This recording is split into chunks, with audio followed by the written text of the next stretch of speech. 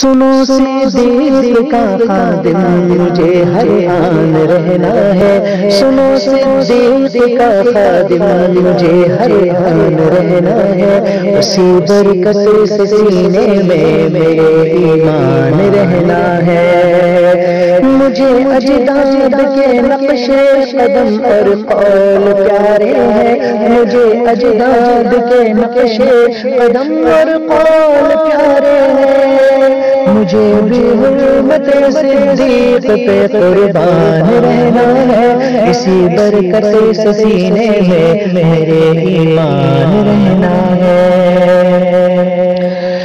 کیا ابو بکر نے محبوب سے اظہار چاہت کا، کیا محبوب سے ابو بکر نے اظہار چاہت کا،